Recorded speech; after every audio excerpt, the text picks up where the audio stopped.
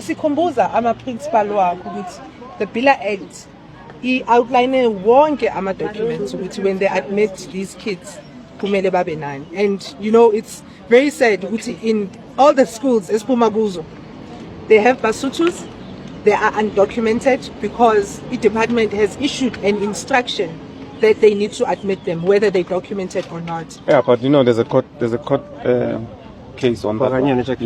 You don't know about it. Okay, but what happens with I'm saying, do you know about the court case? What happens to the strain that we are facing as the citizens of No, Tina Pella, we find ourselves in the middle of it. Because you must remember, constitutional... But why is the department not fighting back? We have a constitutional obligation. All children of a school-going age must be in a class. No, the Constitution is protecting the citizens of the country and not everyone. I know that we're getting to a point where you're going to tell me that the Constitution says for all who lives in it. I get it, that's our Constitution. No, I'm not going there. I'm saying in a constitutional, yes. We've got an obligation as a department. Yeah.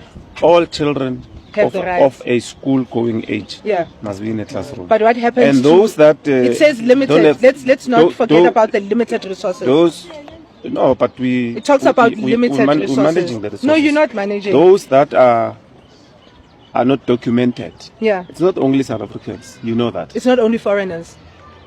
It's not only foreigners. Yes. I've been to a school and it's very disappointing that it's not only foreigners yes, that are South Africans that too are undocumented. Correct. So that's why the court case. Then they said, you don't look at the document as a Department of Education. You look at the child. Okay, why is the department not fighting back? Why is the department not fighting back? Because it's your responsibility as a department to fight back. Because it's you guys are promoting illegality. If you're saying that you need to admit a child whose parent is undocumented, then you are saying that every person can come into the country.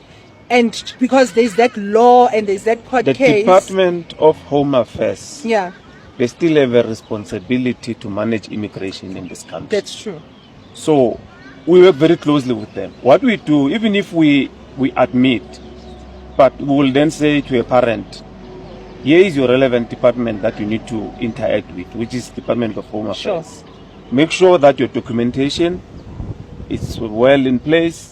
You have necessary documents for this child. And because also it becomes a disadvantage to that child anyway. Which in child future. are you talking about?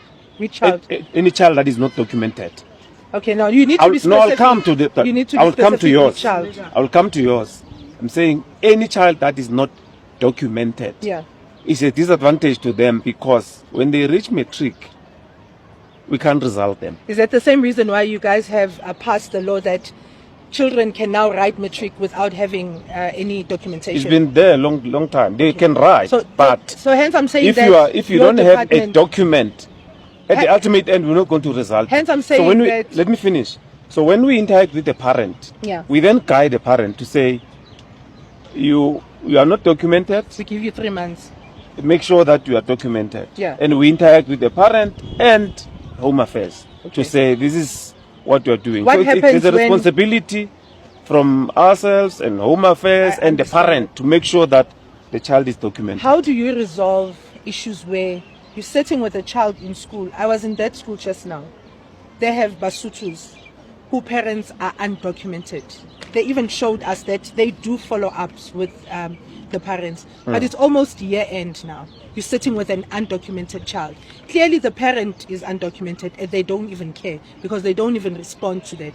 How do you remedify the situation where you are promoting illegality? Because we are saying whether you're documented or not, we will help you. We will provide free school for your children, and you're not even taking into cognizance that there is child trafficking. And can I just finish? Yeah. There is child trafficking. Now, I'm going to say I am the mother of this lady, and there's nothing linking me with the child that I'm claiming to be the parent of.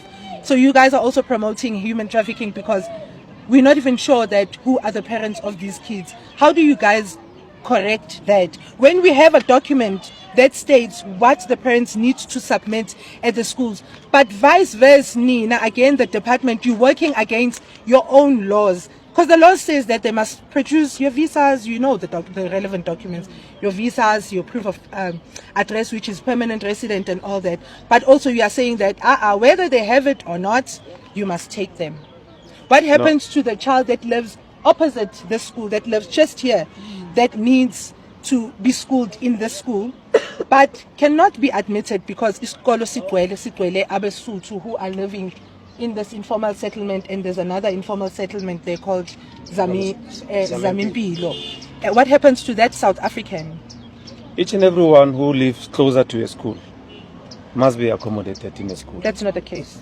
So it doesn't happen. If we cannot accommodate all of them, others we accommodate in the neighboring schools. See, that's where the problem is. Now, you have to move a child that lives just opposite the school and take them to a further school. Now they need to be traveling. That's more cost to a parent. Remember, these are public schools. They're supposed to be catering for disadvantaged families, abangakoni and all that. So it would be easy for you to just be walking to school. I think that's why we have schools in our communities, so that we can just walk to the schools. But mind you, if the departments are prioritizing foreigners over their own kids, how do we deal with that?